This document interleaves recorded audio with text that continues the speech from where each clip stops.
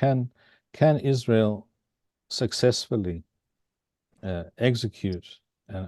prosecute this war with people like Gantz and No, Eisenkot in the war cabinet? And my no, answer is most certainly not.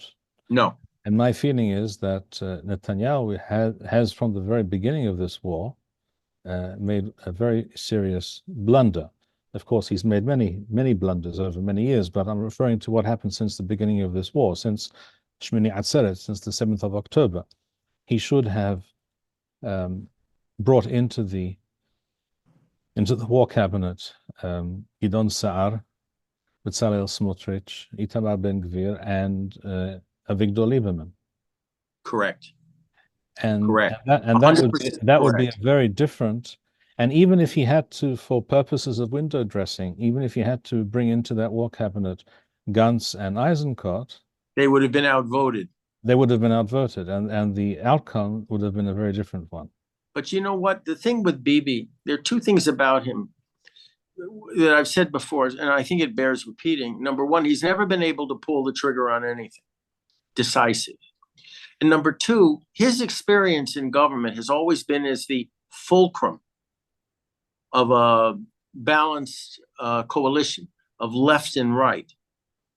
And he's tried to rebuild that kind of situation now by including incompetents like Gantz and people like Eisenkot, and even maintaining Yoav Gallant. God knows what I have to say about him. On the one side, balanced by people that he doesn't even listen to, Itamar and Bezalel. This is a fake balance. This is a fake coalition that he's put together to recreate what he's accustomed to. So there are two things that should be mentioned. First of all, those who don't know, Yoav Gallant is the defense minister, who should have been fired a year ago when he sided with the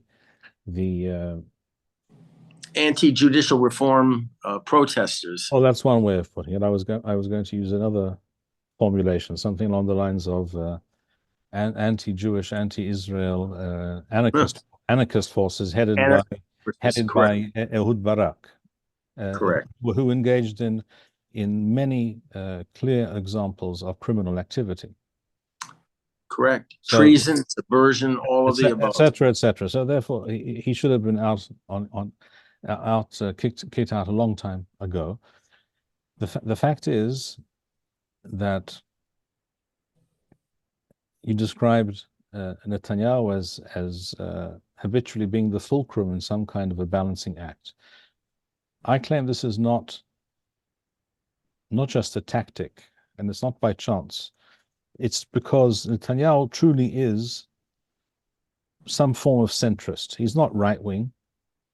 Clearly not. He's not really left-wing. He's some kind of vague, very elastic and plastic centrist who can, like a jellyfish, can assume different shapes and like an octopus squeeze into any small container and get its way out again. He's very, very agile and very adept in political machinations, but he's not a man of principle, and he has no clear vision, and he's not truly a strong leader as some people imagine. I've characterized a centrist as someone that can't make their mind up what side of the fence they're on, and Bibi conforms completely to what you just described. A jellyfish, octopus, they can crawl into any crevice that they want to, and masquerade or project an image that bears absolutely no resemblance to reality. And Bibi has been doing this ever since October 7th. So I think we're in a very, very bad position right now if we don't retaliate in some way, or if we just decide not to go into Rafah. I mean, there are so many traps ahead for us right now because of this government's weakness and inability to stand up for an independent, self-sufficient Jewish Israel, that I'm very pessimistic at least in the short term, that anything short of a miracle from Hashem is going to pull us out of this pit that we've thrown ourselves into.